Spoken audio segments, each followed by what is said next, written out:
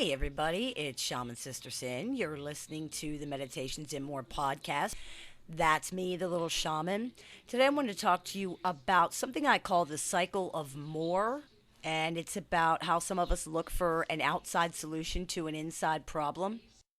Now, we're all unhappy with some things sometimes, our job, our social life, our marriage or our relationship, even our kids or our parents. But if you're finding that you are constantly unhappy with almost everything, chances are that the problem is not really any of those things. The problem is more likely that something inside you is preventing you from being happy and enjoying your life. So if you keep continuously changing jobs or relationships or locations or friends to try and fix it, you're actually only making things worse because you're addressing the wrong problem. So let's clear the air right now. Despite what TV tells you, stuff will not make you happy. Trying to purchase happiness only results in an endless game of chase where you just continuously run after the next thing you think you need instead of ever being able to actually enjoy what you already have. It's a vicious cycle that never stops, the cycle of more. If you are truly happy inside, you wouldn't need to keep searching for that something that will magically make everything better. Whether it's a new car or a TV or new clothes, a new job, a new boyfriend, or plastic surgery for a new nose, none of these things provide lasting happiness. You can dump as many new things, as many drugs, as much food and sex and alcohol and whatever on top of that empty feeling as you want, and all you're going to want is more because you're not addressing the real problem. So it'll never be enough. Now, many people don't know what true happiness feels like. They mistake the high provided by new acquisitions for happiness. Instead of searching for things to make you happy, you have to concentrate on being happy inside yourself. Desire is the root of all suffering. You hurt because you want, and some people want so badly that they confuse this with need. This causes chronic dissatisfaction and unhappiness. Happiness is in balance and appreciation. There's nothing wrong with having goals or with wanting things, so long as their importance is not so much that you can't be happy without them. So, if you feel resentment, anger, distress, or sadness when you're unable to get or achieve something you want, it might be time to ask yourself why it's so important to you and what it really is about. What does it really mean?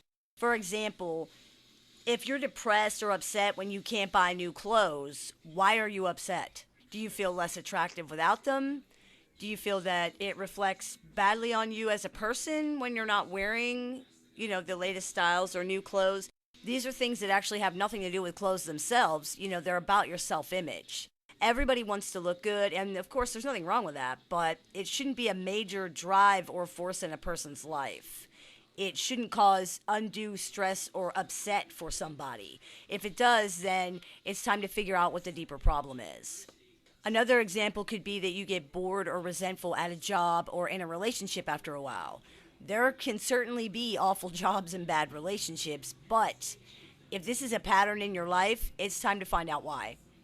What is it that you like about the relationship or the job in the beginning, and why can you not sustain that over time? Maybe all you really like in the beginning is the feeling of acquisition or conquest, not the actual job or the person themselves. Maybe your expectations or goals are unrealistic. No job is going to be exciting every day, and neither is every relationship.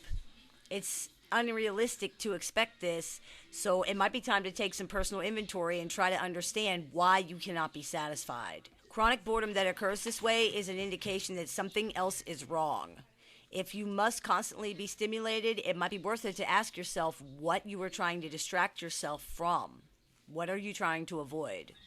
The search for more is draining, and it leads to chronic unhappiness. It causes anxiety, depression, low self-esteem, low self-worth, gastrointestinal problems, and a lot of the other physical and emotional problems that come with stress.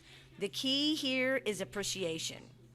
Being appreciative of what you already have goes so far towards happiness because it removes the root of desire.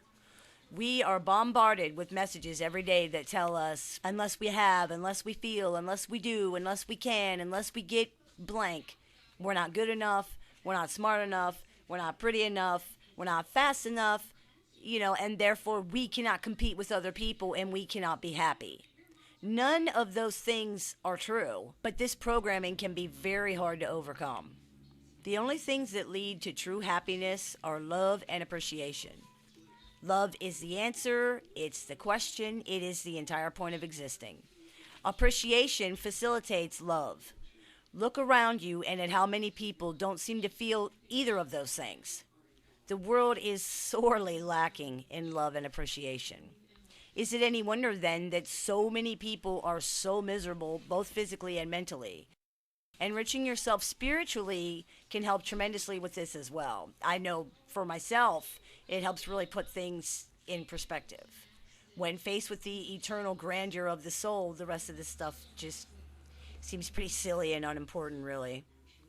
There are lots of things you can do to help break the cycle of more. You can make lists of things you should be appreciative of, practice gratitude. You can meditate, you can do yoga, you can take walks with just no particular purpose, just take in the scenery, just relax. You can put your electronic devices away and spend real time with your family, take a hot bath, just unwind without worrying about what you need to do or get or find or buy. Try to think of at least one thing every day that you're grateful for. After all, if you really think about it, if you have food to eat, a place to live, and a family, you're better off than like 80% of the world's population. You're lucky and you're blessed. What more could you possibly want? I hope this clears a few things up for you. As always, I look forward to your comments, questions, and suggestions, so please keep those coming. I take appointments online and over the phone Monday through Friday. So if you're interested in speaking with me, you can visit littleshaman.org and click the Book an Appointment tab to go ahead and do that. You've been listening to the Meditations and More podcast brought to you by littleshaman.org. That's me, Little Shaman. May the Great Spirit bless you and have a wonderful day.